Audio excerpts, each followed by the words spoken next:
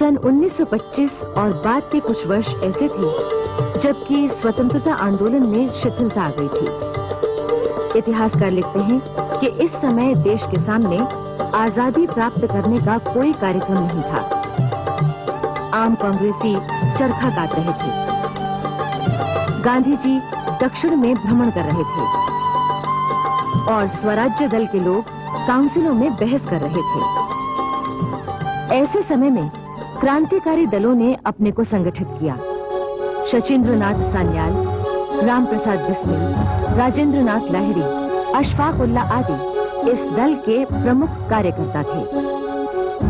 उनकी गतिविधियों से ब्रिटिश शासन चौंक उठा था। दूसरी ओर स्वामी श्रद्धानंद जैसे समाज सुधारक दलितों के उद्धार और हिंदू मुस्लिम एकता के कार्य में जुटे हुए थे। स्वामी श्रद्धानंद गांधी जी की प्रेरणा से सन 1919 में सत्याग्रह में शामिल हुए थे। 30 मार्च 1919 को जब सत्याग्रहियों के जुलूस को सैनिकों ने रोका था, तो स्वामी श्रद्धानंद ने उनके संगीनों के आगे अपना सीना अड़ा दिया और बड़े ऊंचे स्वर में कहा था, लो मार दो, और वहीं खड़े रहे। उनके तेजस्वी व्यक्तित्व और गंभीर स्वर के सामने सैनिक सहम कर रह गए थे। स्वामी श्रद्धानंद के कार्यों से प्रेरित होकर उन्हें दिल्ली की जामा मस्जिद की सीढ़ियों से व्याख्यान देने के लिए बुलाया गया था। शायद भारत ही नहीं, इस्लाम के इतिहास में इस तरह का ये पहला मौका था। किंतु सन 1923 में स्वामी श्रद्धानंद ने कांग्रेस से इस्तीफा दे दिया। उनका कहना था, राजनीति के कार्यों के लिए तो बड़े बड़े लोग मौजूद हैं। मैं ब्रह्मचर्य और दलित जातियों के उद्धार के लिए काम करूंगा। सन 1926 में एस श्रीनिवास अयंगार की अध्यक्षता में कांग्रेस का अधिवेशन गुवाहाटी में हुआ। किंतु उससे एक दिन पूर्व ही समाचार आया कि स्वामी श्रद्धानंद की हत्या हो गई है। इससे अधिवेशन फीका पड़ गया। कांग्रेस के सभापति को हाथी पर बिठाकर जुलूस निकालने का कार्यक्रम रद्द कर दिया गया। महात्मा गांधी ने स्वामी श्रद्धानंद के बारे में शोक प्रस्ताव रखा और मोहम्मद अली जिन्ना ने उसका समर्थन किया। अब यह भी जरूरी समझा जाने लगा था कि मजदूरों के हितों की भी चिंता की जाए। सन 1926 में मद्रास में इसी उद्देश्य से मजदूर किसान पार्टी का गठन हुआ। सन 1926 में मद्रास में आयोजित भारतीय ट्रेड यूनियन कांग्रेस के छठे अधिवेशन में अध्यक्ष पद से बोलते हुए वीवी गिरी ने कहा था, मजदूरों को न केवल संगठित करना जरूरी है, बल्कि उनके बीच सहयोग स्थापित करना भी जरूरी है। उधर किसानों के अधिकारों की लड़ाई गुजरात में वल्लभ भाई पटेल भी लड़ रहे थे। खेड़ा सत्याग्रह के दौरान वल्लभ भाई ने कोट पैंट टाई त्याग कर किसानों की पोशाक धोती कुर्ता अपना ली थी। अहमदाबाद की प्रसिद्ध कपड़ा मिल मजदूर हड़ताल में भी वल्लभ भाई ने गांधी जी के साथ उल्लेखनीय कार्य किया था।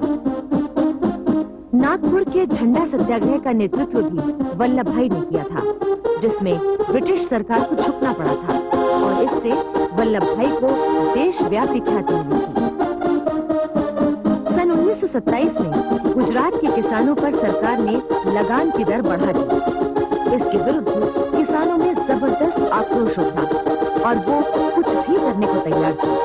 बस उन्हें केवल एक कुशल नेतृत्व की आवश्यकता थी। आखिर बारदोली में किसानों ने वल्लभ भाई से नेतृत्व करने के लिए कहा। वल्लभ भाई ने कहा, यदि हर तरह का जोखिम उठाने के लिए आप तैयार हैं, तो मैं आपके लिए लड़ सकता हूं। किसान तो हर तरह से तैयार थे। वल्लभ भाई के नेतृत्व में ऐतिहासिक बारदोली किसान सत्याग्रह शुरू हो गया।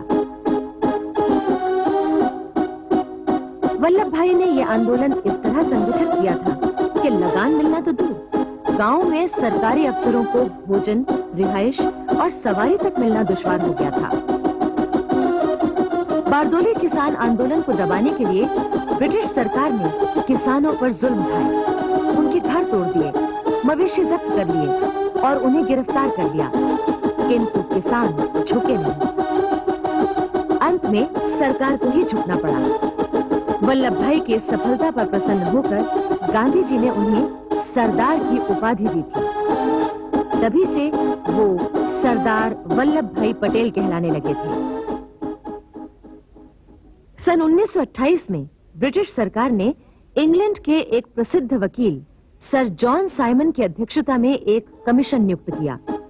कहा यह गया था कि इसे भारत के भाग्य का निर्णय करने के लिए नियुक्त किया गया है, किंतु ये सब केवल दिखावा था, क्योंकि इसे दरअसल भारतीयों को बहुसंख्यक और अल्पसंख्यक के रूप में बांटकर उनमें फूट डालने के लिए भेजा गया था।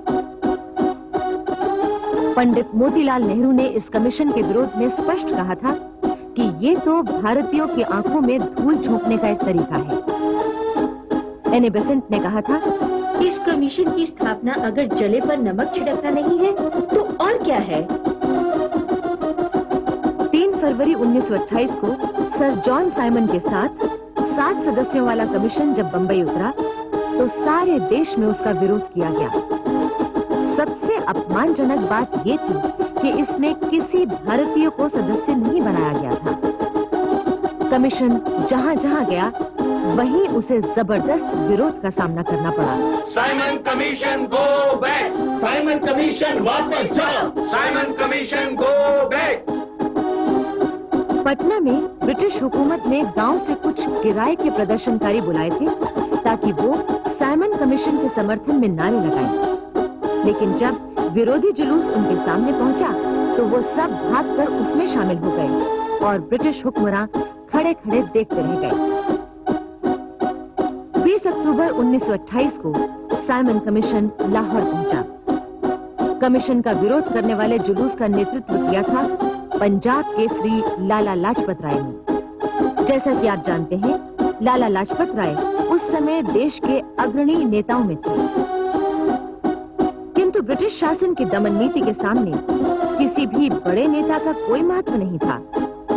जुलूस पर अंग्रेज पुलिस की लाठियां बरसी और लाला लाजपत राय बुरी तरह जख्मी हो गए। लाला जी के घायल होने की खबर से सारे देश में विरोध की लहर ने तेजी पकड़ ली। लाला लाजपत राय ने उस समय कहा था, मेरे ऊपर जो लाठियों के प्रहार किए गए हैं वही एक दिन ब्रिटिश साम्राज्य के ताबूत में कीले साबित होंगे। 17 नवंबर 1928 को लाला लाजपत राय का देहांत हो गया। इससे सारे देश में खलबली मच गई। नेहरू जी के शब्दों में, उस समय देश के लोगों में दुख से अधिक क्रोध भड़क उठा। 15 दिसंबर 1928 को क्रांतिकारी दल ने लाला जी की हत्या के जिम्मेदार अंग्रेज ऑफिसर सैंडर्स की हत्या कर दी। इस योजना में भगत सिंह, राजगुरु और चंद्रशेखर आजाद शामिल थे। लाहौर के बाद जब साइमन कमीशन लखनऊ पहुंचा तो वहां जवाहरलाल नेहरू, गोविंद वल्लभ पंत आदि नेताओं ने विरोध में जुलूस निकाले और जैसा कि सभी जगह हो रहा था, अंग्रेज पुलिस ने लखनऊ में भी अपना दमन चक्र चलाया।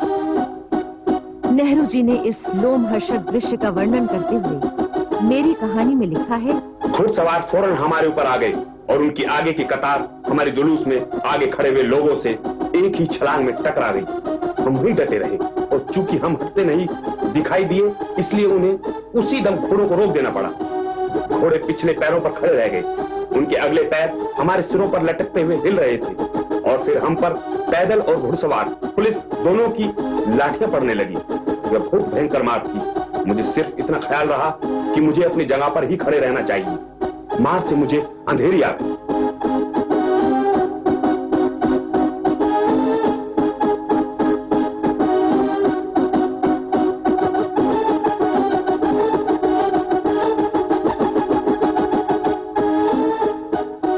कभी-कभी मन ही मन गुस्सा और उलटकर मारने का ख्याल था।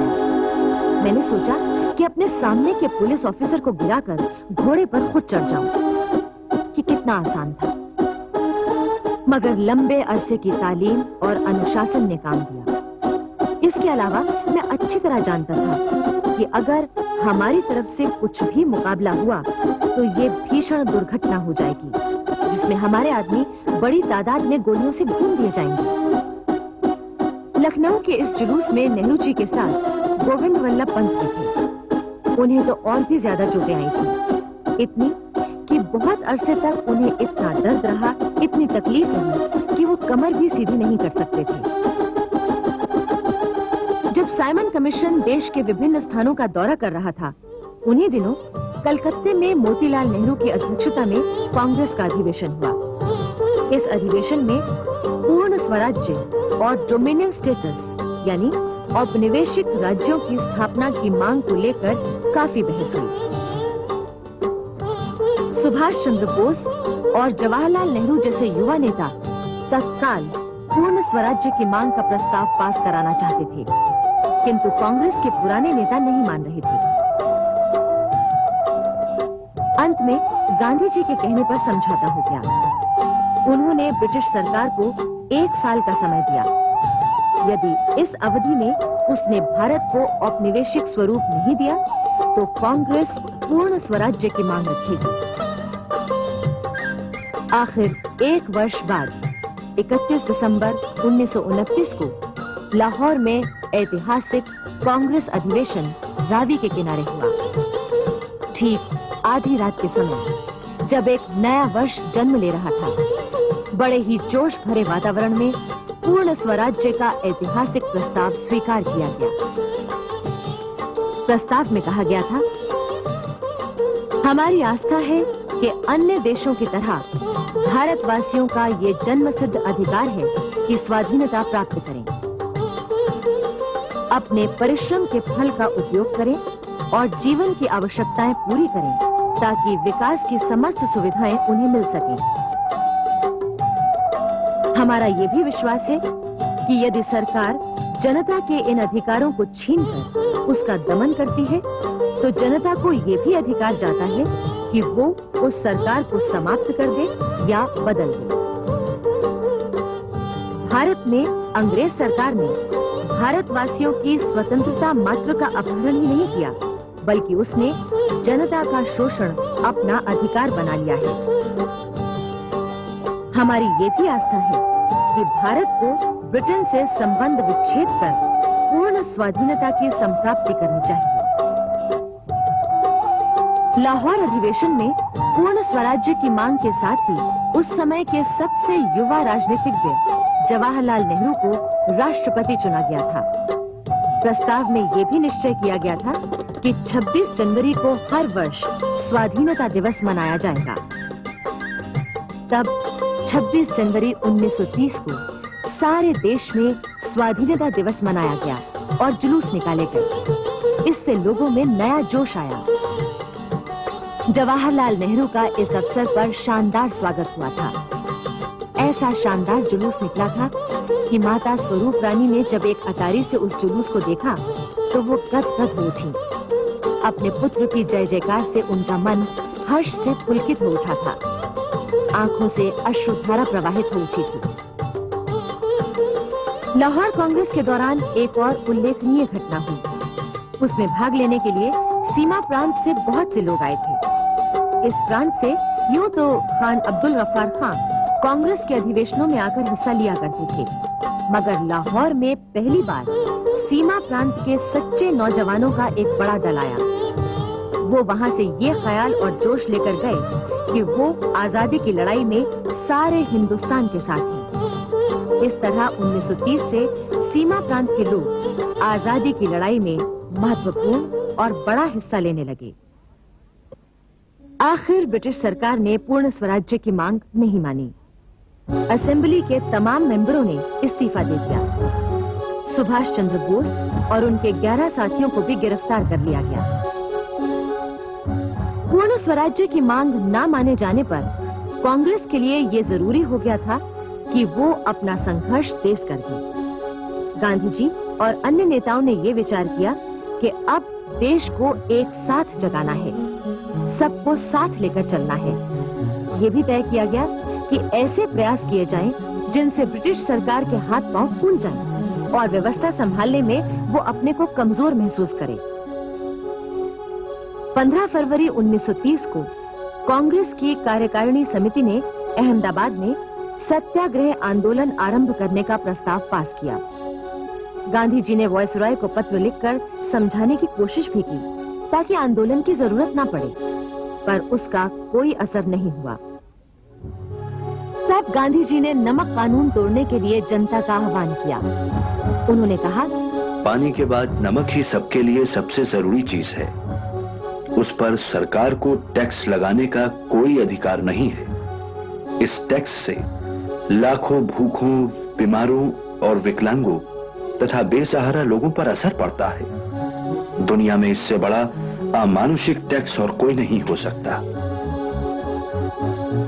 गांधी जी द्वारा नमक कानून तोड़ने का यह आंदोलन अहिंसक होने वाला था, किंतु जैसा कि जवाहरलाल नेहरू ने मेरी कहानी में लिखा है, कांग्रेस अधिवेशन में प्रदर्शित उत्साह के बावजूद कोई ये नहीं जानता था कि संघर्ष के कार्यक्रम में देशवासी कहां तक साथ चल सकेंगे।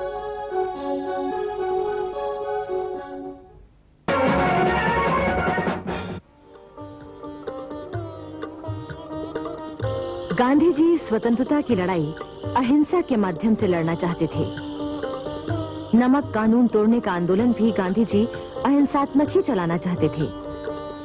ये एक ऐसा प्रयोग था जिस पर सारी दुनिया की आंखें लगी थी, परंतु उस समय देश में क्रांतिकारी दल अनेक हिंसात्मक कार्रवाइयां कर रहा था। गांधी जी ने वायसराय को पत्र लिखकर सूचना भी दे दी थी कि वो 12 मार्च 1930 को साबरमती आश्रम से दांडी के लिए प्रस्थान करेंगे। लेकिन वायसराय ने उन्हें सीधा साधा उत्तर दे दिया कि आप कानून हाथ में न लें। नमक कानून भंग होने से अशांति और अव्यवस्था फैल जाएगी और तब सरकार को कड़े कदम उठाने पड़ेंगे। 12 मार्च 1930 को साबरमती आश्रम में देशी तथा विदेशी अखबारों के संवाददाता पहुंच चुके थे। गांधी जी ने उन्हें बताया कि ये यात्रा पैदल होगी। इससे वो जन जन तक पहुंच सकेंगे। जनता जान सकेगी कि अहिंसा की ताकत क्या है। निहत्था इंसान क्या कुछ नहीं कर सकता अगर उसे अपनी आत्मा की शक्ति पर भरोसा हो। ऐतिहासिक दांडी यात्रा के लिए गांधी जी के साथ 79 सत्याग्रही तैयार थे। गांधी जी ने एक अधोवस्त्र पहना था और कंधों पर ऊपरी वस्त्र डाले हुए थे। उनके पीछे 2-2 की पंक्ति में सत्याग्रही खड़े थे। आश्रमवासियों ने पदयात्रा शुरू होने से पहले सबकी आरती उतारी और उपस्थित जनसमूह ने उनका हार्दिक अभिनंदन किया। दांडी यात्रा आरंभ करने से पूर्व गांधी जी ने उपस्थित लोगों के सामने एक छोटा सा किंतु महत्वपूर्ण भाषण दिया। उन्होंने कहा, यदि स्वराज न मिला तो या तो रास्ते में मैं मर जाऊंगा या आश्रम के बाहर रहूंगा। यदि नमक कर न उठा सका तो आश्रम लौटने का भी इरादा नहीं है। उन्होंने ये भी कहा कि जब तक वो दांडी न पहुंच जाए तब तक सत्याग्रह शुरू न किया जाए। साबरमती आश्रम से दांडी के लिए जब ये जुलूस चला तो चारों ओर जय जयकार से आकाश गूंज उठा। अहमदाबाद में इतना बड़ा जुलूस पहले कभी नहीं निकला था। सारा नगर इसमें शामिल हो गया था। जुलूस 2 मील लंबा था। जो सड़कों पर खड़े होने की जगह नहीं पा सके थे वो पेड़ों पर, घरों की छतों पर चढ़ गए थे। 24 दिन तक लगातार ये पद यात्रा चलती रही। रास्ते में जितने भी पड़ाव आए वहां गांधी जी ने भाषण दिए। उनका भाषण सुनने के लिए हजारों की भीड़ एकत्र हो जाती थी।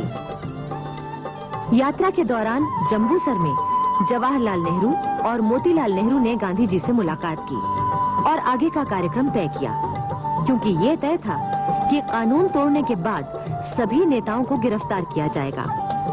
देश भर के बड़े नेता इसी तैयारी में जुटे थे कि उनके जेल जाने के बाद सत्याग्रह को कैसे जारी रखा जाएगा। पंडित नेहरू ने आत्मकथा में लिखा है कि जम्बूसर में मुलाकात के बाद गांधी जी अपने दल के साथ दांडी यात्रा के दूसरे पड़ाव के लिए पैदल चल पड़े। वो हाथ में लाठी लिए हुए अपने अनुयायियों के आगे आगे जा रहे थे। उनके कदम मजबूत थे और चेहरे पर शांति तथा निर्भयता छिटकी पड़ती थी। वो एक दिल हिला देने वाला दृश्य था। 5 अप्रैल 1930 को गांधी जी दांडी पहुंच गए। वहां सरोजिनी नायडू आदि देशभक्तों ने उनका स्वागत किया। ये निश्चय किया गया कि 6 अप्रैल को समुद्र तट पर जाकर नमक कानून तोड़ेंगे। 6 अप्रैल की तिथि इसलिए भी रखी गई कि उसी दिन से राष्ट्रीय सप्ताह भी शुरू होता था। ये राष्ट्रीय सप्ताह जलियांवाला बाग की स्मृति में मनाया जाता था। 5 अप्रैल को रात भर सत्याग्रहियों ने प्रार्थना की। 6 अप्रैल की सुबह सब लोग गांधी जी के साथ समुद्र में नहाकर समुद्र तट पर आए। गांधी जी ने सागर की लहरों द्वारा छोड़ा हुआ नमक उठाया। इस प्रकार गांधी जी ने ब्रिटिश सरकार के उस कानून को तोड़ दिया जिसके अनुसार सरकारी ठेके के अलावा उठाया हुआ नमक रखना गैर कानूनी था। इसके बाद तो सभी लोग नमक लेने के लिए बढ़ चले। पुलिस वहां पहले से ही मौजूद थी। उसने तुरंत लोगों को गिरफ्तार करना शुरू कर दिया, किंतु गांधी जी को गिरफ्तार नहीं किया गया। उधर 6 अप्रैल को ही देश भर में अनेक स्थानों पर नमक कानून तोड़ा गया। उत्तर प्रदेश, बंगाल, बंबई, दिल्ली, बिहार में पुलिस ने आंदोलनकारियों को पीटा। कराची, पेशावर और मद्रास में तो गोली भी चलाई गई। देश के अन्य भागों में नमक सत्याग्रह जितनी तेजी से शुरू हुआ, उसके बारे में नेहरू जी का ये वाक्य अत्यंत महत्वपूर्ण है। ऐसा मालूम हुआ कि जैसे कोई बटन दबा दिया गया और अचानक सारे देश में, शहरों में, गांव में जिधर देखो रोज नमक बनाने की ही धूम मच गई। नमक सत्याग्रह के सिलसिले में जवाहरलाल नेहरू, वल्लभ भाई पटेल आदि अनेक बड़े नेता भी गिरफ्तार करके जेल में डाल दिए गए, किंतु गांधी जी को फिर भी गिरफ्तार नहीं किया गया। अब गांधी जी ने दूसरा कार्यक्रम बनाया। गुजरात में धरसना में सरकारी नमक का गोदाम था। गांधी जी ने तय किया कि इस गोदाम पर धावा बोलकर सरकारी नमक पर कब्जा कर लिया जाए, किंतु ये धावा अहिंसात्मक था। गांधी जी ने इसकी सूचना भी वायसराय को दे दी थी। ब्रिटिश सरकार को लगा कि अब स्थिति बिगड़ सकती है। 4 मई की रात गांधी जी सूरत जिले के कराड़ी शिविर में सो रहे थे। रात के 1:15 बजे सूरत के अंग्रेज जिला मजिस्ट्रेट ने 30 बंदूकधारी और 2 अफसरों के साथ कराड़ी शिविर को घेर लिया। वो गांधी जी को गिरफ्तार करने आए थे। गांधी जी को जगा दिया गया। जिला मजिस्ट्रेट ने गांधी जी के कहने पर गिरफ्तारी का आदेश पढ़कर सुनाया।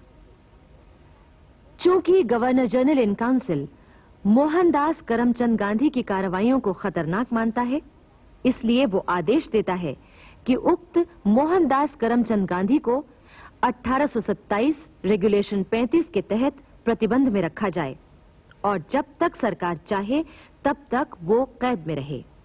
उसे तुरंत यरवदा जेल पहुंचाया जाए। गिरफ्तारी से पहले गांधी जी ने एक वक्तव्य जारी किया। उसमें कहा गया था, नमक कानून तो भंग हो चुका है।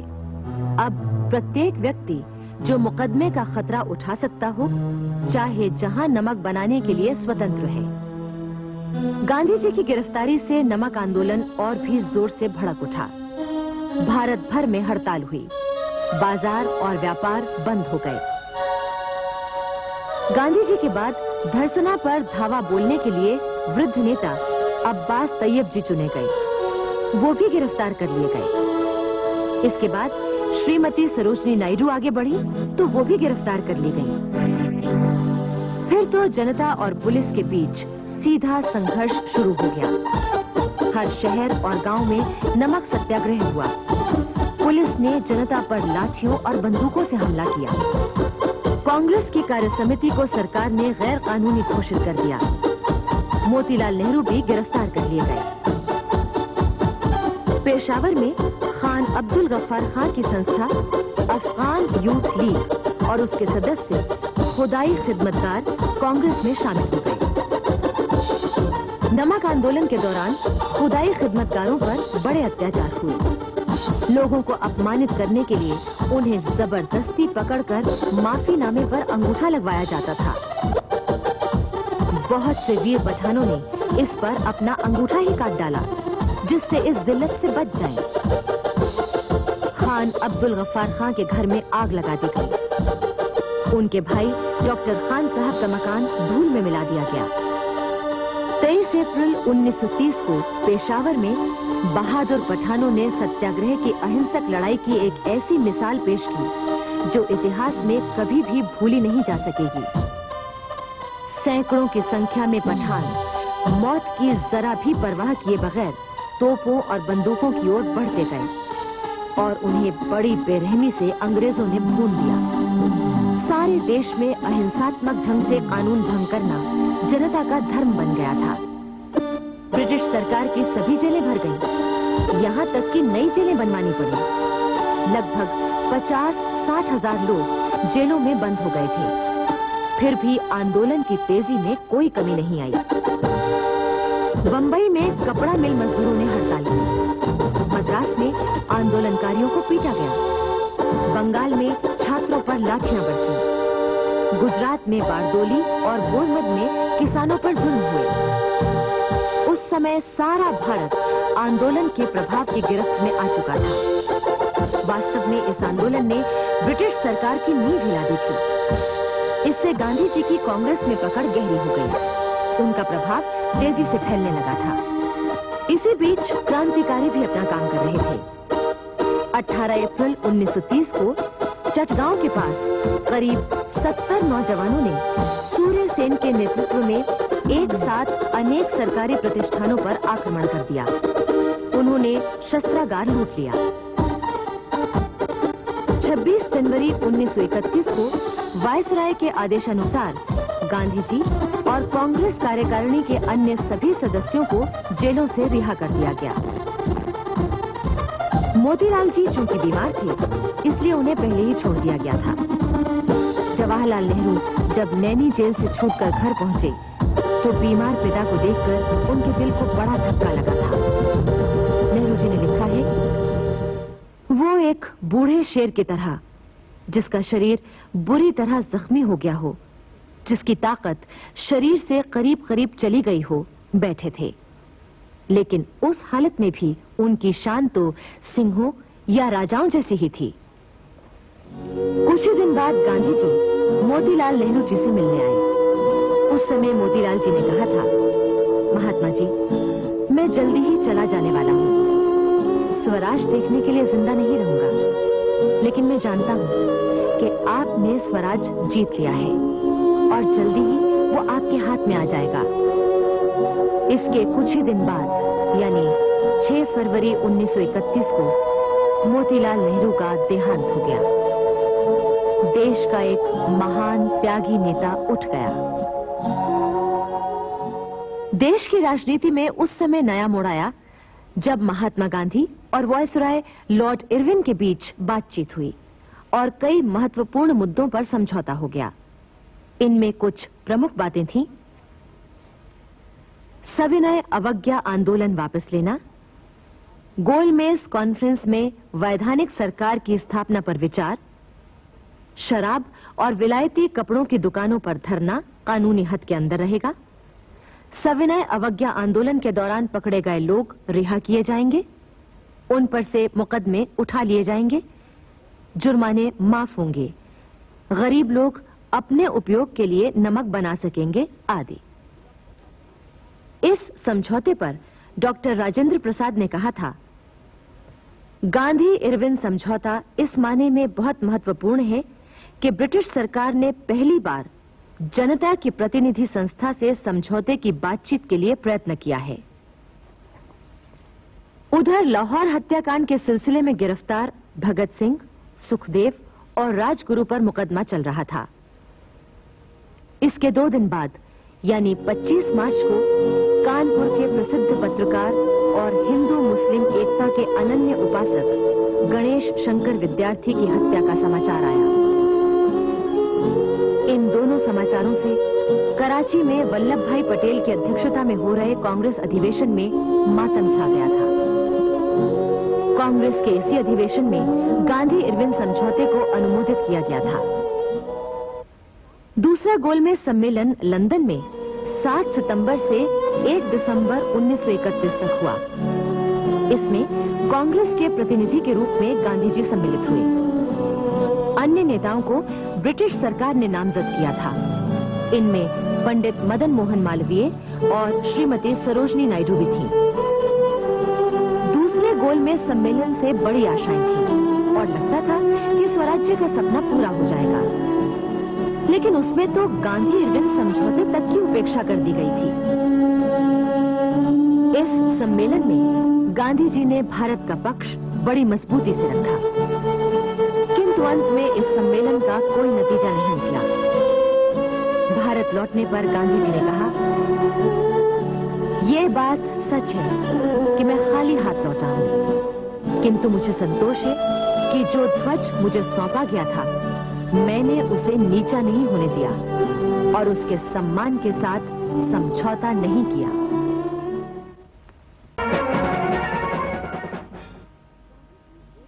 गांधी जी गोलमेज कॉन्फ्रेंस लंदन से वापस लौटे तब तक देश में अंग्रेजों की दमन नीति पूरी तरह शुरू हो चुकी थी। उस समय के वायसराय लॉर्ड विलिंगडन ने कांग्रेस से लड़ाई की पूरी तैयारी कर ली थी। देश में जगह जगह विरोधों और आंदोलनों का सिलसिला शुरू हो चुका था। सीमा प्रांत में पठानों के बीच कांग्रेस के बढ़ते हुए प्रचार से अंग्रेज सरकार के कान खड़े हो गए। पठानों के नेता खान अब्दुल गफ्फार खां को सीमा प्रांत के चीफ कमिश्नर के दरबार में तलब किया गया, पर वो गए नहीं। खान अब्दुल गफ्फार खां फख्रे अफगान, फख्रे पठान, गांधी सरहद आदि नामों से बुलाए जाते थे।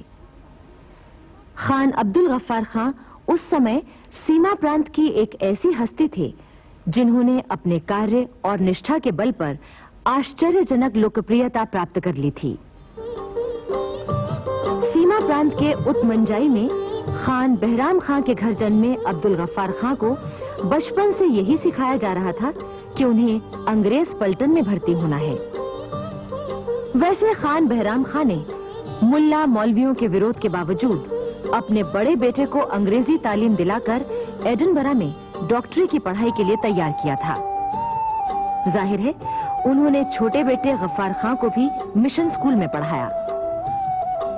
युवा अब्दुल गफ्फार खां अभी अंग्रेजों की पलटन में अफसर बनने का सपना ही देख रहे थे कि एक दिन वो घटना घटी जिसने उनके जीवन की धारा बदल दी।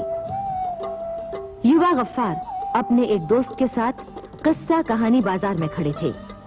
गफ्फार का वो दोस्त अंग्रेजों की घुड़सवार टुकड़ी में अफसर था। तभी एक अंग्रेज फौजी वहां आया। उसने आते ही गफ्फार के दोस्त को फटकार लगाई। तो तुम भी अंग्रेज बनना चाहते हो? कारण ये था कि गफ्फार का वो दोस्त नंगे सिर था और उसने अंग्रेजों जैसे बाल संवार रखे थे। अंग्रेज अफसर की डांट सुनकर गफ्फार के दोस्त का चेहरा पीला पड़ गया। बस अपमान का घूंट पीकर रह गया, किंतु गफ्फार का दिल विद्रोह कर उठा। आखिर इन अंग्रेजों ने हमें समझ के रखा है। फिर तो खान अब्दुल गफ्फार खां के जीवन की राह ही बदल गई। उन्होंने सरहदी सूबे में शिक्षा का प्रचार किया, हिजरत आंदोलन में शिरकत की, पख्तून पत्र का प्रकाशन शुरू किया, रॉलेट एक्ट और जलियांवाला हत्याकांड का विरोध किया। उन्होंने खुदाई खिदमतगारों का एक ऐसा संगठन तैयार किया जो गांधी जी की अहिंसा और उनके रचनात्मक कार्यक्रमों को मानता था। खान अब्दुल गफ्फार खां हिंदुस्तान की आजादी के ढांचे के अंदर अपने सीमा प्रांतीय लोगों के लिए भी आजादी चाहते थे। इसके लिए उन्होंने गांधी जी के बताए रास्ते को चुना था। नेहरू जी ने ठीक ही लिखा है। ये ताज्जुब की बात है कि इस पठान ने अहिंसा को हम में से कई लोगों की तुलना में कहीं ज्यादा कैसे मान लिया था। उनकी प्रेरणा से सीमा प्रांत के बहादुर पठानों ने अपने आप पर काबू और जब्त रखने की जो मिसाल पेश की थी वो विलक्षण थी।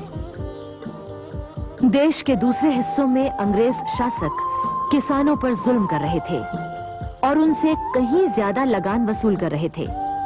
इस कारण जगह जगह किसान आंदोलन भड़क उठा था।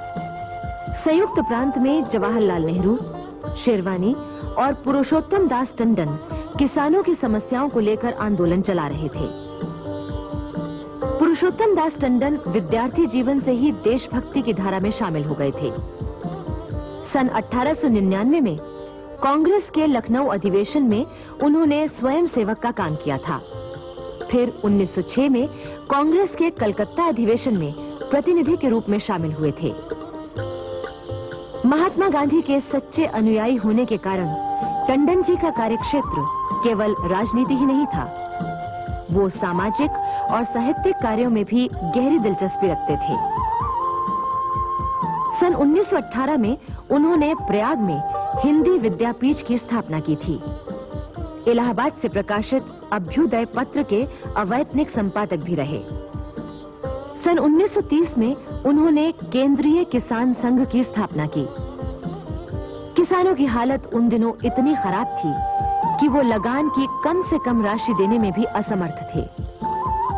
नेहरू जी के साथ जब टंडन जी ने किसान आंदोलन को तेजी से बढ़ाया तो उन्हें गिरफ्तार कर लिया गया।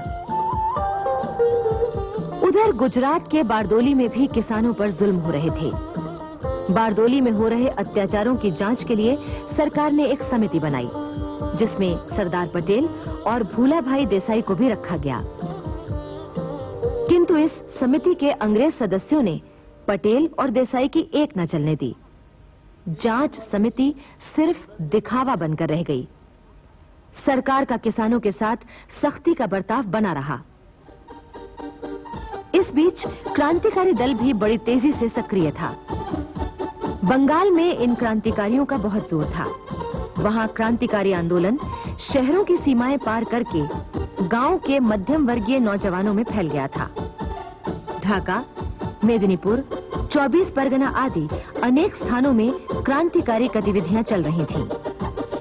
ब्रिटिश सरकार उन्हें दबाने के लिए बुरे से बुरा व्यवहार कर रही थी। इसके अलावा झांसी, मेरठ, बिहार, बंबई आदि में भी क्रांतिकारियों ने अपनी गतिविधियां तेज कर दी थी। ब्रिटिश सरकार ने दमन चक्र चलाने के लिए पूरी तरह से कमर कस ली थी। एक साथ कई ऑर्डिनेंस जारी कर दिए गए, जिससे पूरे देश में चल रही स्वतंत्रता संबंधी गतिविधियों पर अंकुश लगाया जाए। उस समय के राजनीति विशेषज्ञ जानते थे कि लॉर्ड इरविन की तुलना में लॉर्ड विलिंगडन ज्यादा सख्त और निर्दयी व्यक्ति था। लंदन का गोलमेज सम्मेलन सिर्फ दिखावा है, ये वो अच्छी तरह से जानता था। इसलिए अब वो भारतवासियों को इस तरह कुचल देना चाहता था कि वो दोबारा सिर न उठा सकें। किंतु भारतवासियों के दिल में स्वतंत्रता का तूफान पूरी तरह उमड़ रहा था। वो हर कुर्बानी देने के लिए तैयार थे। कांग्रेस के कार्यकर्ता हर तरह की यातना सहने को तैयार थे। क्या शहर, क्या गांव, सभी जगह आंदोलन जोर पकड़ रहे थे। जवाहरलाल नेहरू और शेरवानी जब गांधी जी से मिलने बंबई जा रहे थे तो उन्हें रास्ते में ही गिरफ्तार कर लिया गया। इलाहाबाद में पुरुषोत्तम दास टंडन को पहले ही गिरफ्तार किया जा चुका था। देश के बिगड़ते हालात देखकर गांधी जी ने भारत लौटते ही वायसराय लॉर्ड विलिंगडन को तार भेजकर मुलाकात का समय मांगा। किंतु लॉर्ड विलिंगडन ने साफ तौर पर कह दिया कि बंगाल, सीमा प्रांत, संयुक्त प्रांत आदि में दमन के लिए जो ऑर्डिनेंस जारी किए गए हैं, उन पर कोई बात नहीं हो सकती। गांधी जी ने दूसरा तार भेजा कि इन्हीं मुद्दों पर बात करना अनिवार्य है। किंतु लॉर्ड विलिंगडन ने इस बार कोई उत्तर नहीं दिया। 4 जनवरी 1932 को महात्मा गांधी और सरदार पटेल को गिरफ्तार करके पूना के यरवदा जेल भेज दिया गया। सुभाष चंद्र बोस बंगाल जा रहे थे, उन्हें भी रास्ते में गिरफ्तार कर लिया गया। गांधी जी ने एक बार फिर सविनय अवज्ञा आंदोलन आरंभ करने की घोषणा कर दी थी। इस पर ब्रिटिश सरकार ने कांग्रेस को गैर कानूनी संस्था करार दे दिया। सारे देश में कांग्रेस के दफ्तरों पर छापे मारे गए, वहां सरकारी ताले डाल दिए गए और कागज, फाइलें, रुपया पैसा सब जब्त कर लिए गए। कांग्रेस के हजारों कार्यकर्ता, उनके संबंधी, शुभचिंतक तक गिरफ्तार करके जेलों में डाल दिए गए। ऐसे कानून बनाए गए कि किसी को संदेह के आधार पर जेल में डाला जा सकता था। किंतु आश्चर्य तो यह है कि उस समय लोगों के दिल से डर निकल चुका था। शारीरिक यातनाओं की उन्हें परवाह नहीं थी और मौत को वो गले लगाने को तैयार थे। जवाहरलाल नेहरू को गिरफ्तारी के बाद नैनी जेल में रखा गया था। उस समय उनकी पत्नी कमला नेहरू बंबई में बीमार थीं। किंतु नेहरू जी की मां और दोनों बड़ी बहनें बड़े उत्साह के साथ आंदोलन में कूद पड़ी थीं और उन्हें 1-1 साल की सजा देकर जेल भेज दिया गया था। उधर यरवदा जेल में सरदार पटेल ने गांधी जी की बहुत सेवा की। तभी गांधी जी ने कहा था, मैंने सरदार पटेल में तो मां के गुणों के दर्शन किए। अप्रैल 1932 में दिल्ली में कांग्रेस का अधिवेशन होने वाला था। ब्रिटिश सरकार चाहती थी कि यह अधिवेशन न हो, इसलिए देश भर से आ रहे प्रतिनिधियों के दिल्ली पहुंचने में बाधाएं उत्पन्न की गईं। देश के अधिकांश नेता इस समय जेल में थे, फिर भी कोई 500 प्रतिनिधि दिल्ली पहुंच चुके थे। इस दिल्ली अधिवेशन की अध्यक्षता मदन मोहन मालवीय करने वाले थे। वो कांग्रेस के उन निर्माताओं में से थे जिन्होंने दूसरे अधिवेशन से लेकर अपनी अंतिम सांस तक स्वराज्य के लिए कठोर तप किया। मालवीय जी हिंदी, संस्कृत और अंग्रेजी में धारा प्रवाह व्याख्यान देते थे। रॉलेट एक्ट के खिलाफ उन्होंने 4.5 घंटे तक और अपराध निर्मोचन के बिल पर 5 घंटे तक निरंतर व्याख्यान दिया था। मालवीय जी जहां राजनीति में सक्रिय थे, वहीं उन्होंने हिंदी के उत्थान और पत्रकारिता के विकास के लिए भी अभूतपूर्व कार्य किए थे। हिंदी साहित्य सम्मेलन के प्रथम अधिवेशन में सन 1910 में उन्होंने भविष्यवाणी की थी कि एक दिन ये भाषा राष्ट्रभाषा हो सकेगी। फिर सन 1919 में सम्मेलन के बंबई अधिवेशन में अध्यक्षीय पद से उन्होंने कहा था, हिंदी उर्दू का प्रश्न धर्म का नहीं, राष्ट्रीयता का प्रश्न है। साहित्य और देश की उन्नति अपने देश की भाषा से ही हो सकती है। एनी बेसेंट के शब्दों में, राजनीति के क्षेत्र में मालवीय जी विभिन्न मतों के बीच भारतीय एकता की मूर्ति के रूप में थे। हिंदू, मुसलमानों एवं अन्य मतों में सामंजस्य स्थापित करने में मालवीय जी की बड़ी महत्वपूर्ण भूमिका रही है। वाराणसी के हिंदू विश्वविद्यालय के संस्थापक पंडित मदन मोहन मालवीय जी की प्रेरणा से ही ये विश्वविद्यालय शिक्षा का बड़ा केंद्र बना। वो सन 1909 और 1918 में कांग्रेस अधिवेशनों की अध्यक्षता कर चुके थे, किंतु सन 1932 में जब उन्हें अध्यक्षता करनी थी तो ब्रिटिश सरकार ने उन्हें पहले ही गिरफ्तार कर लिया। नेहरू जी ने मेरी कहानी में मालवीय जी के व्यक्तित्व के बारे में लिखा है, वो बड़े खुश मिजाज साथी थे, जीवनी शक्ति से भरे पूरे और हर बात में एक युवक की तरह दिलचस्पी लेने वाले। उन्हें किसी दूसरी जेल से नैनी भेजा गया था। हालांकि वो हमसे अलग दूसरी बैरक में रखे गए थे, लेकिन हम रोज उनसे मिलते थे और शायद बाहर की बनिस्बत वहां मैं उनसे अधिक परिचय कर पाया। मालवीय जी के गिरफ्तार होने के बावजूद भी सन 32 में पुरानी दिल्ली में घंटा घर के पास चांदनी चौक में कांग्रेस का अधिवेशन हुआ। अध्यक्षता की थी सेठ रणछोड़दास अमृतलाल ने। इस अधिवेशन में पूर्ण स्वाधीनता को कांग्रेस का लक्ष्य बनाया गया। सविनय अवज्ञा आंदोलन का समर्थन किया गया। गांधी जी के नेतृत्व में विश्वास को फिर से व्यक्त किया गया और अहिंसा में विश्वास प्रकट किया गया। कांग्रेस का ये 47वां अधिवेशन ब्रिटिश हुकूमत की इच्छा के बावजूद भी संपन्न हो गया, किंतु शासन के दमन चक्र में कोई कमी नहीं आई। देश भर की जेलें भरी जा चुकी थीं। 80,000 से भी कहीं ज्यादा लोग गिरफ्तार किए जा चुके थे। लॉर्ड विलिंगडन ने तमाम समझौतों, बातचीत के मुद्दों और कांग्रेस से ब्रिटिश हुकूमत की समझदारी को ताक पर रखकर कांग्रेस को मिटा देने का फैसला कर लिया था।